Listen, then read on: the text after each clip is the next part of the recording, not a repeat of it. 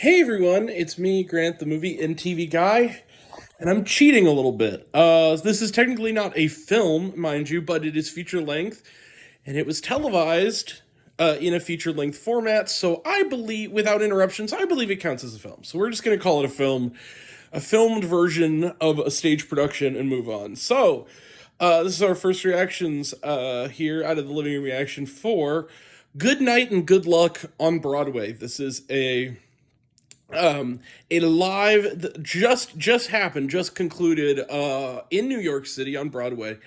Is the first Broadway show to be recorded live from Broadway to television on CNN as well as streaming on Max. This is an adaptation of the terrific Oscar-nominated 2005 film of the same name, co-starring George Clooney and directed by George Clooney. It starred David Strathairn in the original film.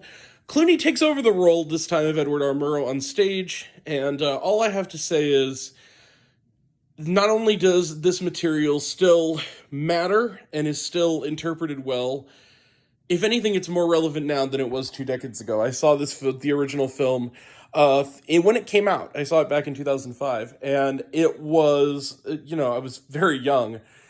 I was about, 12 when I saw it, and so I didn't quite understand the meaning of it, but as the years have gone on, I've rewatched that film, and it's really stuck with me.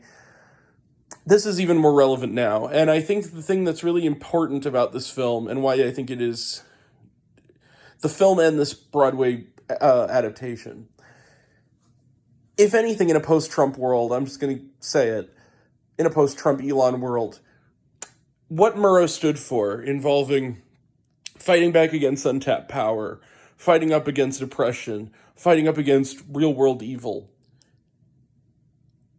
is even more relevant today than it was back in 2005.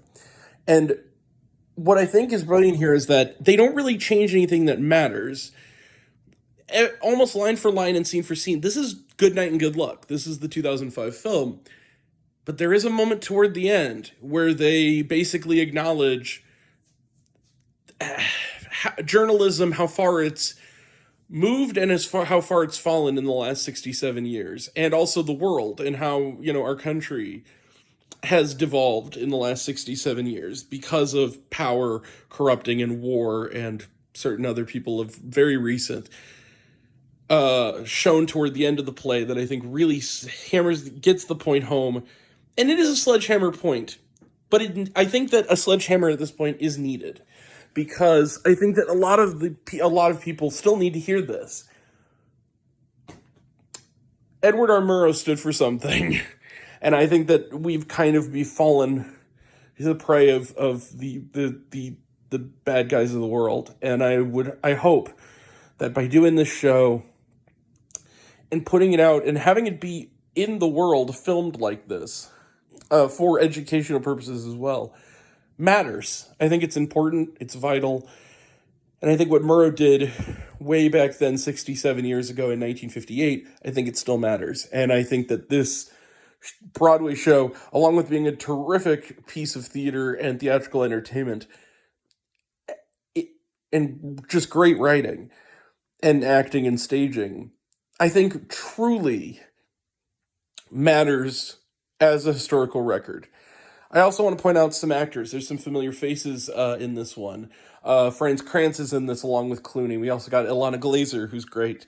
Clark Gregg, who has a small but very impactful role as a fellow journalist who is caught in the middle of the reportings on McCarthy, much to his own detriment. All of these performances are terrific, and I think they have great actors doing great work on stage, and it's terrific. So yeah, I believe it's still going to be on Max. It might air again on CNN, I do not know, but however way you can, on stage, at home, watch Good Night and Good Luck on Broadway. It is absolutely worth your time. It's valuable, and big thumbs up. Check this out. And check out the original film as well. It's also really terrific. It's a great movie. All right, so anyway, that's it for that one. We will be back late tomorrow, for Houseful 5, A version. There's no screening for B version. I was going to try to see them both, but there's only A, at least until it's on streaming. So I'll get to see one of the two endings, at least, so that's nice. But yeah, that's coming up, and more to come next week. How to Train Your Dragon, Miley Cyrus, Something Beautiful, um, and others that I cannot think of at the moment. All right, so that's coming up, and in the meantime, like, subscribe, do all the things, and go check this out. Catch you later. Take care. Bye.